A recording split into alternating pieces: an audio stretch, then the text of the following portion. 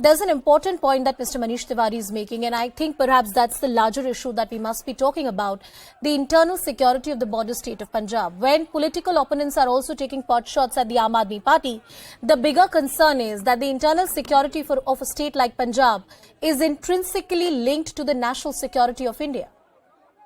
Certainly, Anusha, there is no doubt about it. And furthermore, there are certain further details with me right now. This gentleman who is unfortunately no more, Mr. Suri, he was already on a hit list of certain organizations, and he had a huge pause of security people around him. Today also, the crowd who were present there, they caught the assassin there only, on the spot. But the thing is, but prima facie, what seems to me by my experience only is that there seems to be a religious angle to it. In July, if you recollect, Mr. Suri was arrested. He was arrested for making certain objectionable comments towards a particular community. So prima facie, it seems to, and he was arrested also, he was behind the bars also for a while. And he had also posted a video which was highly objectionable on the social media. So he was arrested and then subsequently he got bail. So initially what I am able to get is there is some religious angle to it. Since the assassin is already in the police custody, they might be revealing certain facts, and most likely, as per the initial indications, there seems to be a religious angle. But what Punjab police is supposed to do is, Amritsar is just very next to Pakistan border. So Punjab police has to be very, very particular on certain accounts, particularly the forces from across the border, and the kind of things that smuggling is there, weapons are thrown every day, day in and day out. And Hemanji, I will reiterate the message that the local police has put out. We appeal for peace and calm in the city of Amritsar, in the state of Punjab. No incident should jeopardize the peace and prosperity in a state like Punjab, in a city like Amritsar, which is very close to the Pakistan border, as the experts are also pointing out. I want to cut across back to my colleague Napinder Brar, who continues to get us all the details from the ground. Napinder, आपके पास वापस आ रही हूँ. हमारे दर्शकों के लिए एक बार फिर से बताइए, कब ये हादसा हुआ, कैसे ये हादसा हुआ, पुलिस ने अभी तक क्या जानकारी दी है जो हम अपने दर्शकों को बता सकते हैं? देखिए, थोड़ी देर पहले ही ये हुआ है, क्योंकि एक प्रदर्शन किया जा रहा था, शिवसेना की तरफ से एक प्रदर्शन किया जा रहा था, और जिस जगह प्रदर्शन हो रहा था उसी जगह पर हमला हुआ.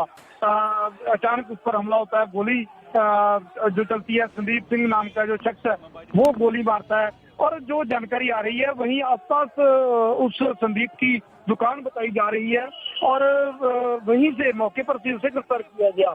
और दावा किया जा रहा है कि उसका फिलहाल उससे पूछताछ चल रही है कि आखिर उसके पीछे वजह क्या रही. क्योंकि देखिए, कई कारण माने जा रहे हैं. एक तो जो सूरी है वो हमेशा से चर्चा में रहे हैं, कई बार उन्हें जेल तक जाना पड़ा अपने भड़काऊ जो उनकी स्टेटमेंट्स रही हैं उससे लेकर के, क्योंकि अक्सर शिवसेना और जो कट्टरपंथी हैं दोनों तरफ से कहीं ना कहीं, चाहे वो सिख समुदाय के लोग हों या शिवसेना के लोग हों, आमने सामने कई बार होते हुए नजर आए हैं. लेकिन आज अचानक से ये सब होगा, शायद इसका किसी को अंदाजा नहीं रहा होगा.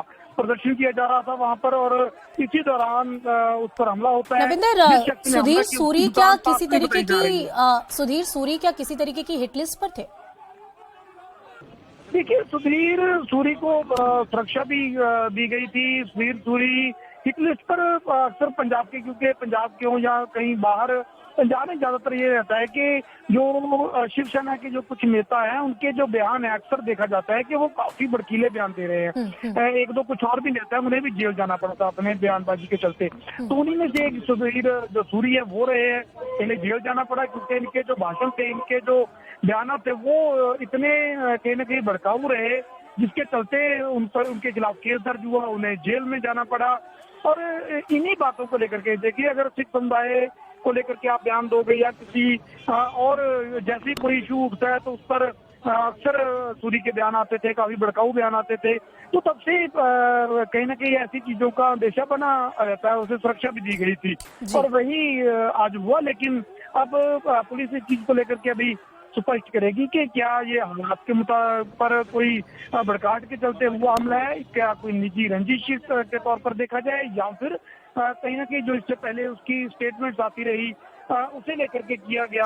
अमृतसर के इस इलाके में नविंदर कोई धार्मिक विवाद था जो चल रहा था लोकली? देखिए, अभी इसके बारे में फिलहाल कुछ भी एग्जैक्टली नहीं कहा जा सकता, क्योंकि बड़ा जी। सेंसिटिव मामला बन चुका है, बड़ा जी। सेंसिटिव इशू है। अभी पुलिस लॉ एंड ऑर्डर को लेकर के काफी चौकस है, ताकि ऐसा ना हो कि ये एक शहर में एक शख्स की हत्या के बाद जो माहौल पैदा हुआ है, कहीं उसकी आग पंजाब तक या फिर किसी और हिस्से तक ना जा पहुंचे। उसे कंट्रोल में करने के लिए अमृतसर के कौन से इलाके की घटना है ये, और अभी उस इलाके में किस तरह की परिस्थिति है? देखिए, फिलहाल पूरे इलाके में पुलिस ने जो सख्ती की है, पुलिस ने वहाँ पे बैरिकेडिंग करके जो फोर्स बढ़ाई है, ताकि ऐसा ना हो कि फिर से कोई उसके जो समर्थक है कहीं वो ना भड़क जाए। जिनका शिवसेना का एक नेता था, तो उसको लेकर के फिलहाल पुलिस ने काफी चौकसी बढ़ाई है। भारी पुलिस बल है जो वो वहाँ पे तैनात किया गया है। चांदनी जैसा माहौल इस वक्त, क्योंकि अमृतसर में देखिए, जिस तरह मैंने पहले कहा था कि नवंबर महीना चल रहा है, नवंबर 1984 में जिस तरह से दिल्ली में सिख कत्लेआम हुआ था, तो उसके बाद से जब नवंबर महीना आता है तो नवंबर में काफी चौकसी बढ़ी रहती है। या फिर जून का महीना आता है, जब ऑपरेशन ब्लू स्टार हुआ, तब अमृतसर में कर्फ्यू जैसा माहौल रहता है। वहाँ पे काफी सख्त सुरक्षा बल तैनात किए जाते हैं, ताकि माहौल, क्योंकि भावनाएं भड़क जाती हैं, तो उन्हें लेकर के कंट्रोल करने के लिए अमृतसर जो प्रशासन है वो